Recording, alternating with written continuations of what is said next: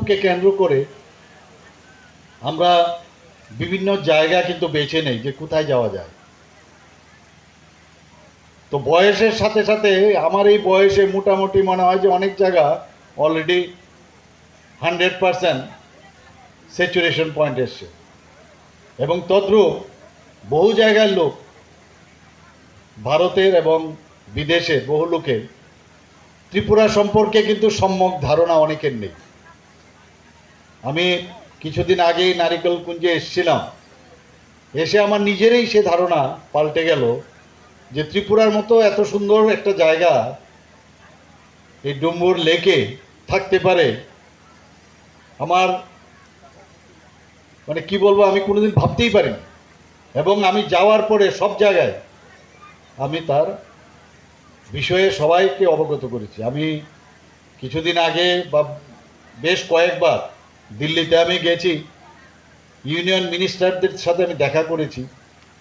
আমি বিশেষ করে এই নারিকেলকুঞ্জ এবং ডুম্বুরাল যে জলাশয় সেই সম্পর্কে ওনাদের অবগত করি, ওনাদেরকে বলেছি আপনারা আসুন, কোথায় থাইল্যান্ড, ইজিপ্ট, হংকং বিভিন্ন জায়গায় যান, একবার আসুন ত্রিপুরাতে। তো সেই সুবাদে আমরা নিজেদের কিন্তু সেই ক্যাম্পেইন আমাদের করা উচিত।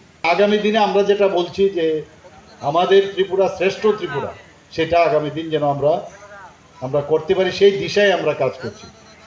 আমি কিছুদিন আগে জম্পুই হিলে আমি সেখানে গিয়েছি, সেখানে প্যারাগ্লাইডিংয়ের আমি উদ্বোধন করে এসেছি। ত্রিপুরাতে প্যারাগ্লাইডিং হবে আমার তো মনে হয় কোনোদিন আমরা ভাবতেও পারি।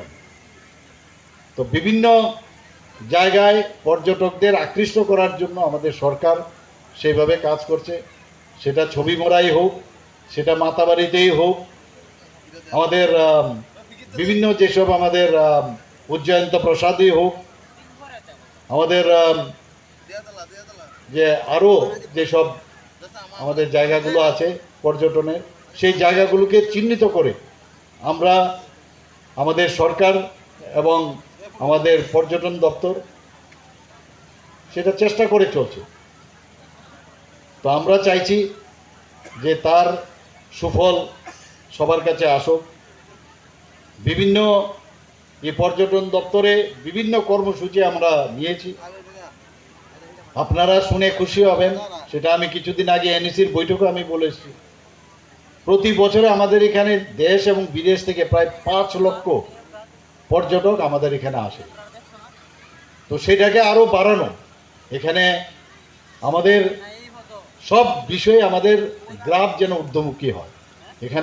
এখানে আমাদের এসএইচজি গ্রুপের বোনেরা কিছুক্ষণ আগে এসেছিল, প্রায় 7 টাইমস আমাদের যেভাবে আমাদের সরকার সাহায্য করছে ব্যাংকের মাধ্যমে, এবং আমাদের সরকার ডাইরেক্টলিও সাহায্য করছে,